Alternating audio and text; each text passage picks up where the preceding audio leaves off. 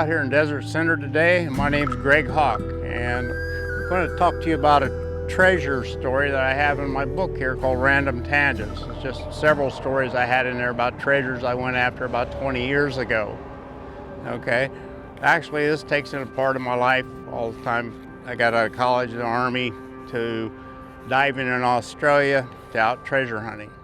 So I wanted to show you some of the treasure hunts I've been on, and this is one's in our book.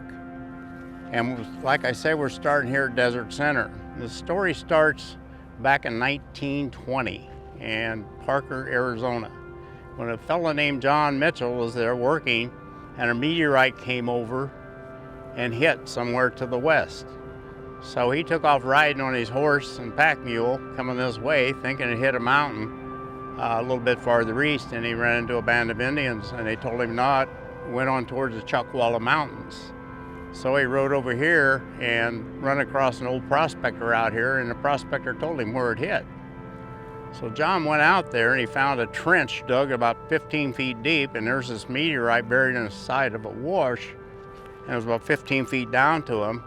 And he found a small piece laying off to the side, and it was very, very heavy. And he picked it up and put it on his pack mule to take back with him. And when he sent it back for assay, it came back $12 per pound in platinum, okay? When I checked the price of meteorites 20 years ago, they were selling between $10 and $20 a gram for small pieces that were cut because they have such an intricate design in them, okay? After that, after Mitchell sent it off, and as years went by, a few years, he was around a campfire one night with two of his friends, John, who I know, up in Strawberry, and another fellow named Page. All right, so Page went out looking for it, thinking he knew exactly where Mitchell had told him to go, but actually he went off course a little bit. He came down possibly the gas line road here to a point. He thought he saw two big brown outcroppings. That's what he thought Mitchell was talking about. And he took what they call a dip needle. It's like a compass on its side. So you walk around, that dip needle swings if there's a metal object in the ground. Well, he found a piece over here, okay? So he stacked 2 stacks of rocks back from the wash so that he would mark it so they wouldn't get washed away, and he'd come back later.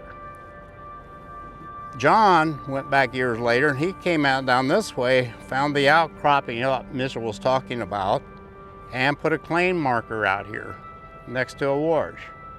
Because over time, there had been some floods through here, and it covered up that meteorite, okay?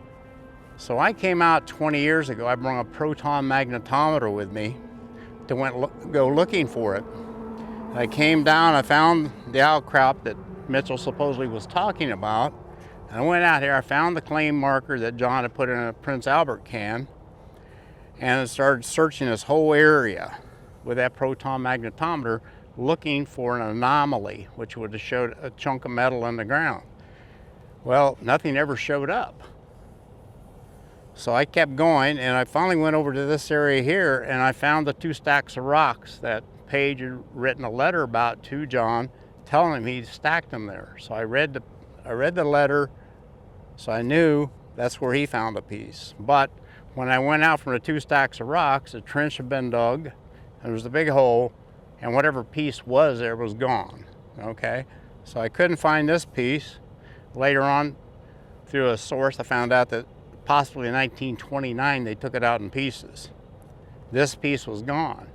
But John also said that the county road crew was up here taking gravel out in some canyon and saw a piece, and they just pushed it out of the way so they could get back into their gravel. So these meteorites come in oftentimes when they hit our atmosphere, they'll break up into several pieces. So there could be a field out here, there could be more pieces. There's one I didn't find or didn't come across. There was that one in a county road canyon.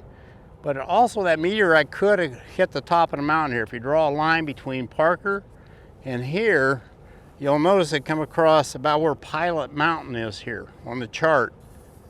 So if I was looking again, I would probably hike back up in here and look around these mountains and see if there's a place where possibly that meteorite hit. Maybe there's a few pieces up there. okay? But this area now is all wilderness area, so you have to check your rules and regulations before you go in there, you know, to see what you can and can't do. This out here is not. And right down here is a gunnery range, so there's a fence down there. You can't go any farther south than that, okay? So that's where we're going. We'll start off here, we're heading down to the road, and we'll keep you clued in as we go along to show you the things, all right?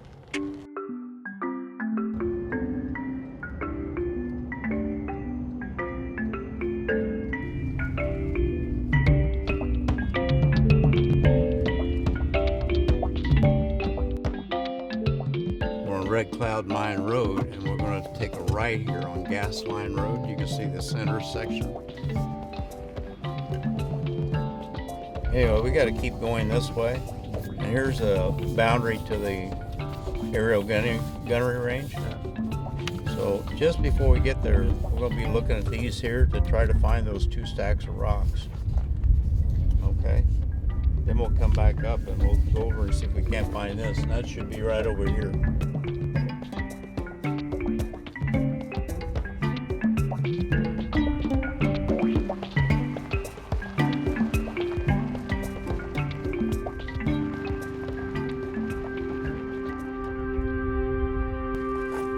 Okay, looks like we found Page's marker stones up here, so out away from that should be where he found that piece of meteorite. So let's go on up here and see if we can't find the other stack.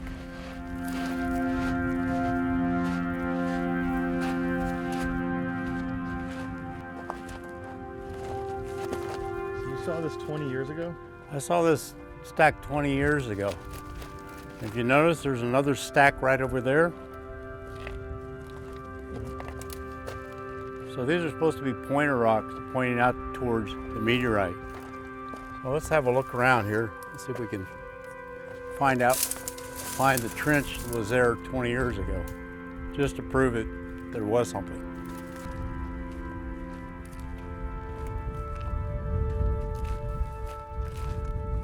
This is the second set of rocks here, second stack. We kind of walked in this line, and right on the other side of this is a trench that they dug, supposedly where that meteorite was. It's pretty much washed in a little bit for the last 20 years, but you can still see where it's at. So this is supposedly where they took one of these pieces out of.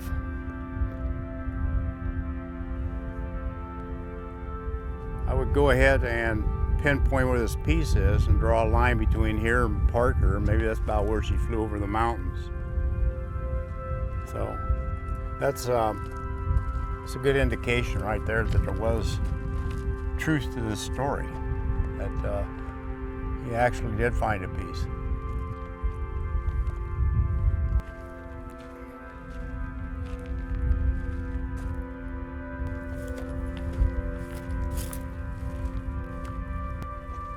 You see that one piece over there sticking out from the mountain? That one hump? Mm-hmm. That's where Mitchell thought the other piece landed, about 200 or 300 yards this way from that hump over there.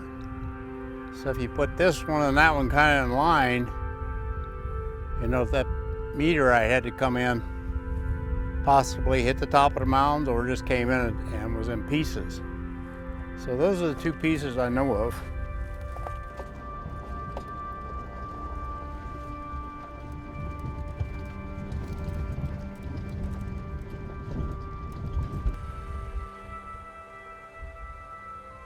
Today we came down Gas Line Road like we talked about.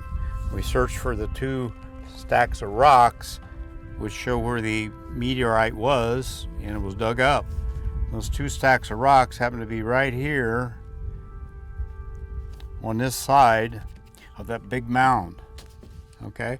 Right now, we're over here on the other side, and as you can see in the background, the round pile that sets out from the mountain, as Mitchell said, about 300 yards out in a wash is where the other big piece landed. So this piece definitely sets out from the mountain range by itself, and about 300 yards out is where I found the old tobacco tin with a claim in it. So, and I've walked most of this area out here with a proton magnetometer, and I didn't find anything. And I come to find out later that it was possibly taken out in 1929. So we know that piece was taken out. And if you look across the way, you can see a couple miles over that hump.